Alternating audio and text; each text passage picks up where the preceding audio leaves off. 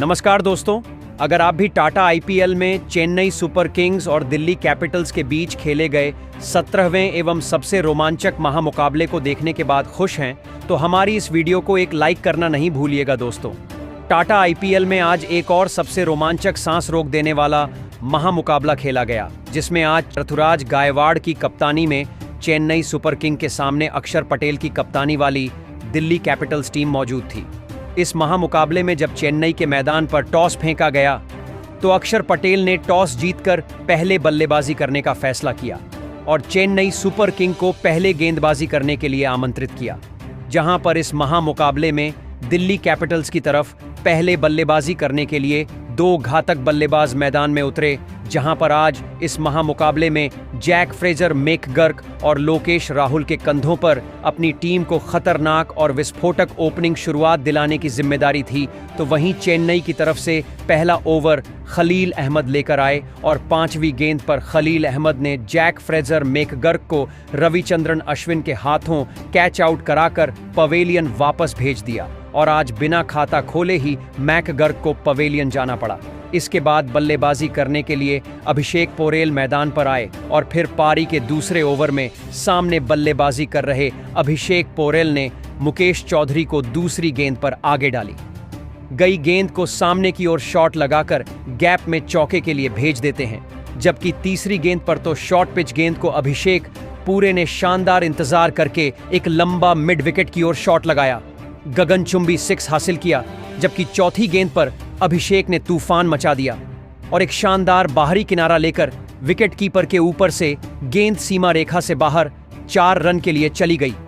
फिर 5वीं गेंद पर पोरेल बैक टू बैक अपनी चौथी बाउंड्री लगाकर ऑफ स्टंप के बाहर डाली गई छोटी लेंथ की गेंद को कीपर के ऊपर से थर्ड मैन की तरफ चौके के लिए भेज देते हैं और इस ओवर में 19 रन के साथ 2 ओवर में टीम 20 रन बना लेती है दोस्तों। एक तरफ जहां अभिषेक पोरेल अपना तूफान मचा रहे थे, फिर लोकेश राहुल भी खतरनाक बल्लेबाजी करना चालू कर देते हैं और पारी के चौथे ओवर में मुकेश चौधरी को टारगेट करके तीसरी गेंद पर ओवर पिच गेंद को सीधे बल्ले शॉट लगाकर चौके के लिए भेज देते हैं। जहां पारी के 5वें ओवर में लोकेश राहुल खलील अहमद को शिकार बनाते हैं और दूसरी गेंद पर बेहतरीन शॉट लगाकर फाइन लेग की तरफ पुल शॉट लगाकर एक गगनचुंबी 6 हासिल कर लेते हैं। पारी के 6वें ओवर में रविचंद्रन अश्विन को अभिषेक पहली गेंद पर कड़ाकेदार कट शॉट लगाकर एक शानदार चौका लगा देते हैं और पावर प्ले समाप्त होने तक टीम एक विकेट खोकर 50 रन बना लेती है दोस्तों। इसके बाद पारी का 7वां ओवर लेकर रविंद्र जडेजा आते हैं तो दिल्ली कैपिटल्स को खतरनाक झटका देते हैं 5वीं गेंद पर, जहां वह मतीशा पथिराणा के हाथों अभिषेक पोरेल को पवेलियन वापस भेज देते हैं और 33 रन बनाकर आज अभिषेक पोरेल पवेलियन जाते हैं। इसके बाद बल्लेबाजी करने के लिए जल्दी ही मैदान पर अक्षर पटेल आ गए और आते हुए एक गगनचुंबी 6 अगली ही गेंद पर रविंद्र जडेजा को सामने की ओर शॉट लगाकर लगा देते हैं और 7 ओवर में टीम को 60 रन पर पहुंचा देते हैं। अब लोकेश राहुल और अक्षर पटेल अपनी बेहतरीन साझेदारी बनाने लगे थे। इसी कारण 8वें ओवर की अंतिम गेंद पर रविचंद्रन अश्विन को भी एक लाजवाब शॉट लगाकर अक्षर पटेल एक चौका लगा देते हैं। पारी के 9वें ओवर में नूर अहमद को अक्षर पटेल एक शानदार ऑफ स्टंप के बाहर डाली गई गेंद को कट करना चाह रहे थे, लेकिन चकमा खा गए। बल्ले का मोटा किनारा लेकर चौके के लिए गेंद चली गई। फिर पारी के 10 ओवर जब समाप्त हुए तो वहां दिल्ली कैपिटल्स ने चेन्नई को उसी के घर में शानदार धुनाई लगाते हुए 2 विकेट खोकर 82 रन बना लिए। पारी के 11वें ओवर में आकर नूर अहमद लोकेश राहुल को गेंद करते हैं। दूसरी गेंद पर लोकेश राहुल आगे डाली गई गेंद को लेग साइड की ओर स्लॉग स्वीप करके गगनचुंबी 6 लगा देते हैं, मगर इसी ओवर की चौथी गेंद पर नूर अहमद वापसी करते हैं, जहां पर वह अक्षर पटेल को क्लीन बोल्ड कर देते हैं और आज अक्षर पटेल सिर्फ 21 रन बनाकर पवेलियन चले गए। और इसके बाद बल्लेबाजी करने के लिए समीर रिजवी मैदान पर आते हैं और पारी के 12वें ओवर में मतीशा पथिराणा जब गेंदबाजी करते हैं तो लोकेश राहुल अंतिम गेंद पर मिड ऑफ फील्डर के बीच और कवर्स के फील्डर के बीच के गैप में चौके के लिए गेंद को भेजते हैं और इसके साथ ही टीम अपने 100 रन पूरे कर लेती है दोस्तों। ये लोकेश राहुल जिस तरीके की बल्लेबाजी कर रहे थे वह चेन्नई के गेंदबाजों को चुन चुन कर मार रहे थे और जिसके सामने कोई भी चेन्नई का गेंदबाज आज सफलता हासिल नहीं कर पा रहा था, जिसने चेन्नई की परेशानियों को बढ़ाने का काम किया था, तो वहीं के एल राहुल अपने अर्धशतक के करीब पहुंच गए थे। 13वें ओवर में रविंद्र जडेजा को दूसरी गेंद पर बेहतरीन शॉट लगाकर आगे बढ़कर एक सीधे बल्ले से गगनचुंबी 6 लगा देते हैं और इस प्रकार लोकेश राहुल 49 रन पर पहुंच गए थे। मगर इसके बाद पारी के 14वें ओवर में मतीशा पथराना के सामने पहली गेंद पर एक सिंगल रन लेकर लोकेश राहुल अपना अर्धशतक पूरा कर लेते हैं और बेहतरीन 33 गेंदों में आज उन्होंने अपने 50 रन पूरे किए थे। सामने बल्लेबाजी कर रहे समीर रिजवी को भी फायदा मिलता है।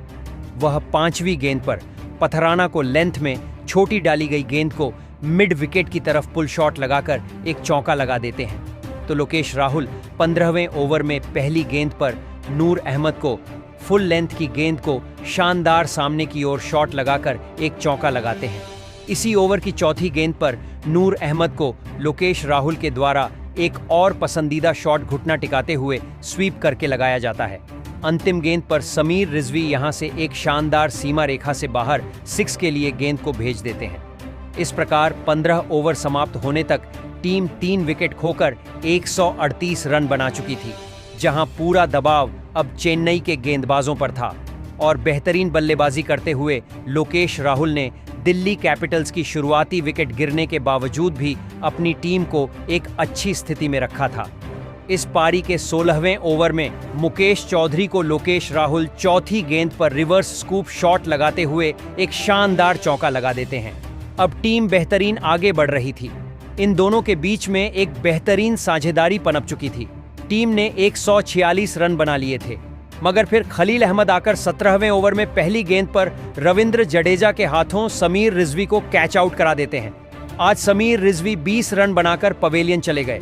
इसके बाद बल्लेबाजी करने के लिए ट्रिस्टन स्टफ्स को भेजा जाता है, मगर पारी के 17वें ओवर में खलील अहमद आते हैं और इसी ओवर में ट्रिस्टन स्टफ्स तीसरी गेंद पर एक शानदार पुल शॉट लगाकर खलील अहमद को चौका लगा देते हैं और इस प्रकार टीम अपने 150 रन पूरे करके 17 ओवर में 155 रन बना लेती है। जबकि फिर पारी का 18वां ओवर लेकर मुकेश चौधरी आते हैं तो लोकेश राहुल पहली गेंद पर एक गैप ढूंढकर ऑफ स्टंप के बाहर जाकर घुटना टिकाकर चौका हासिल करते हैं, जहां पर 19वें ओवर में मुकेश चौधरी को चौथी गेंद पर ट्रिस्टर स्टब्स एक शानदार टाइमिंग के साथ लॉफ्ट करके गगनचुंब 6 लगाते हैं, जबकि 5वीं गेंद पर ट्रिस्टन स्टब्स मुकेश चौधरी को टारगेट करके लॉन्ग ऑफ के आगे शानदार इनफील्ड के ऊपर से लॉफ्ट करते हुए एक चौका लगा देते हैं। इस ओवर में 15 रन के साथ टीम 176 रन बना लेती है। अंतिम ओवर में मतीशा पथराना आते हैं, गेंदबाजी करते हैं तो सबसे खतरनाक बल्लेबाज लोकेश राहुल को वह दूसरी गेंद पर महेंद्र सिंह धोनी के हाथों कैच आउट कराकर पवेलियन वापस भेज देते हैं। लोकेश राहुल ने आज बेहतरीन 77 रनों की पारी खेलकर अपनी टीम को एक बेहतरीन स्कोर तक पहुंचाया था, जबकि अगली ही गेंद पर मतीशा पथराना आशुतोष शर्मा को भी गेंद डालते हैं, मगर इस गेंद पर आशुतोष शर्मा रन आउट हो जाते हैं और 1 रन बनाकर वह पवेलियन चलते बनते हैं।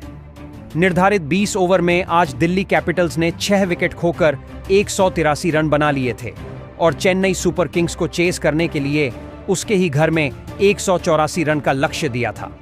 ऐसे में 184 रन के लक्ष्य के जवाब में आज चेन्नई सुपर किंग्स की तरफ से 2 खतरनाक बल्लेबाज मैदान पर उतरते हैं।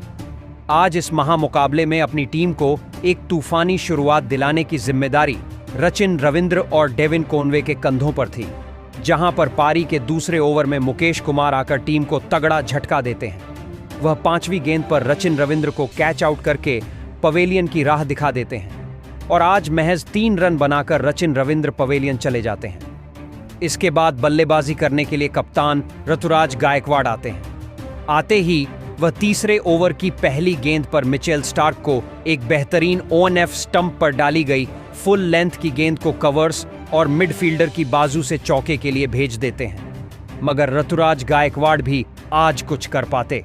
उससे पहले ही इसी ओवर की तीसरी गेंद पर जैक फ्रेजर मैकगर्क के हाथों मिचेल स्टार्क गायकवाड़ को आउट करके पवेलियन की राह दिखा देते हैं और आज गायकवाड़ सिर्फ 5 रन का सहयोग दे पाए। इसके बाद बल्लेबाजी करने के लिए विजय शंकर को भेजा जाता है और यहां से विजय शंकर और डेवोन कॉनवे मिलकर अपनी टीम के लिए एक बेहतरीन साझेदारी बनाना शुरू कर देते हैं। इन दोनों ने अपनी टीम को संभाल लिया था। 5वें ओवर में मोहित शर्मा को पहली गेंद पर स्क्वायर लेग की तरफ पुल शॉट लगाकर आज डेवोन कॉनवे चौका लगा देते हैं और फिर इसके बाद 6वें ओवर में विपराज निगम को विजय शंकर पहली गेंद पर एक शानदार चौका लगाते हैं और इस प्रकार टीम अपनी 41 रन पर पहुंच चुकी थी। इन दोनों के बीच में साझेदारी पनप ही रही थी, मगर विपराज निगम तीसरी गेंद पर डेवोन कॉनवे को अक्षर पटेल के हाथों कैच आउट करा देते हैं। आज कॉनवे सिर्फ 13 रन का सहयोग दे पाए। इसके बाद बल्लेबाजी करने के लिए बल्लेबाज शिवम दुबे आते हैं, तो आते ही वह शानदार अगली गेंद पर ऑफ स्टंप के बाहर जो गेंद डाली थी, कट शॉट खेलकर एक चौका लगाकर अपनी टीम की शुरुआत करते हैं और लग रहा था जैसे वह ड्रेसिंग रूम से ही सेट होकर आए थे। इसके बाद जिस तरीके से दिल्ली की गेंदबाजी ने इस महामुकाबले में प्रदर्शन दिखाया था, वह सच में लाजवाब था। अब पूरा प्रेशर बल्लेबाजी पर नजर आ रहा था। एक तरफ विजय शंकर अपनी पारी को संभाल रहे थे, तो दूसरी तरफ विकेट टिकने का नाम नहीं ले रहे थे। हालांकि फिर इस प्रेशर को कम करते हुए 10वें ओवर में विपराराज निगम को शिवम दुबे ने पहली गेंद पर एक गगनचुंबी 6 जरूर लगाया था, मगर प्रेशर के कारण आज शिवम दुबे अपना विकेट गंवा बैठते हैं। जहां दूसरी गेंद पर विपराज निगम उनको बाउंड्री के पास ट्रिस्टन स्टब्स के हाथों कैच आउट करा देते हैं और 18 रन बनाकर आज शिवम दुबे पवेलियन चले जाते हैं। दोस्तों, इसके बाद बल्लेबाजी करने के लिए रविंद्र जडेजा को भेजा जाता है, तो रविंद्र जडेजा भी कुछ कर पाते। उससे पहले ही 11वें ओवर में कुलदीप यादव आकर उनको LBW आउट कर देते हैं और 2 रन बनाकर आज रविंद्र जडेजा चले जाते हैं। अब ऐसे में चेन्नई की टीम महज 76 रन पर अपनी आधी पवेलियन वापस चली गई थी। अब इसके बाद बल्लेबाजी करने के लिए विजय शंकर का साथ देने के लिए महेंद्र सिंह धोनी आते हैं। इतनी जल्दी महेंद्र सिंह धोनी को आते देख सभी खुश तो थे, मगर चेन्नई के फैंस के बीच में एक झटका यह था कि उनके आधी से ज्यादा टीम पवेलियन लौट चुकी है। अब महेंद्र सिंह धोनी के कंधों पर जिम्मेदारी थी कि वह अपनी टीम को जिता दें और विजय शंकर के साथ मिलकर आज महेंद्र सिंह धोनी ने जो पारी खेली वह लाजवाब रही और जीत के करीब अपनी टीम को ले गए। जहां एक तरफ महेंद्र सिंह धोनी स्लो पारी खेल रहे थे, तो विजय शंकर मौका आने पर बड़े शॉट लगा रहे थे। 14वें ओवर में एक चौका मोहित शर्मा को विजय शंकर के द्वारा लगाया जाता है, जबकि 15वें ओवर में कुलदीप यादव को 2 चौके विजय शंकर लगा देते हैं। इन दोनों की यह पारी आगे बढ़ ही रही थी और विजय शंकर अपने अर्धशतक के करीब पहुंच गए थे और देखते ही देखते इन दोनों के बीच में एक अर्धशतकीय साझेदारी हो चुकी थी। दोस्तों, इसी बीच पारी के 17वें ओवर में एक सिंगल रन लेकर अक्षर पटेल के सामने विजय शंकर अपना अर्धशतक पूरा कर लेते हैं। हालांकि इस महामुकाबले में जिस तरीके की रन गति की जरूरत थी वह नहीं मिल पा रही थी और रिक्वायर्ड रन रेट जीतने के लिए बढ़ता जा रहा था। यह दबाव आज चेन्नई सुपर किंग को हार के करीब ले जा रहा था। हालांकि महेंद्र सिंह धोनी भी कुछ अच्छे शॉट नहीं खेल पा रहे थे। उन्होंने 18वें ओवर में मुकेश कुमार को चौथी गेंद पर एक बड़ा शॉट जरूर लगाया, उनकी ताकत से लॉफ्ट किया था। गेंद सीधी 6 के लिए गई थी, मगर इसके अलावा उनके बल्ले से फिर दूसरी बाउंड्री नहीं निकली और फिर विजय शंकर भी अपनी टीम को नहीं जीता पाए। 19वें ओवर में यह हालत आ गई थी कि आखिरी 6 गेंदों में जीत के लिए 41 रन चाहिए थे और मुकाबला लगभग चेन्नई हार गई थी। विजय शंकर अंतिम ओवर की पहली गेंद पर मुकेश कुमार को एक शानदार 6 जरूर लगाते हैं। अब 5 गेंदों में 35 रन चाहिए थे। फिर चौथी गेंद पर आकर महेंद्र सिंह धोनी एक चौका लगाते हैं और निर्धारित 20 ओवर में पूरी टीम 5 विकेट खोकर 158 रन बना पाती है और अपने ही घर में बुरी तरीके से इस महामुकाबले को 25 रन के अंतर से हार जाती है। इस मैच में चेन्नई सुपर किंग की तरफ से जो प्रदर्शन देखा गया वह सच में निराशाजनक था। खासकर इस महामुकाबले में जीत के सबसे बड़े हीरो रहे दिल्ली कैपिटल्स के लोकेश राहुल, जिन्होंने आज 51 गेंदों में 77 रन की जो तूफानी पारी खेली वह चेन्नई को बैकफुट पर ले गई। दूसरी तरफ इस महामुकाबले में हार का सबसे बड़ा जिम्मेदार महेंद्र सिंह धोनी स्वयं हैं, क्योंकि वह जिस तरीके से 6वें नंबर पर बल्लेबाजी करने आए थे, वहां से उनकी जिम्मेदारी थी एक बड़ी पारी खेलें। मगर महेंद्र सिंह धोनी ने आज 26 गेंदों का सामना करके सिर्फ 30 रन बनाए। अकेले विजय शंकर 54 गेंदों में 69 रन बनाकर लड़ते रहे, मगर उनको किसी दूसरे खिलाड़ी का साथ नहीं मिला।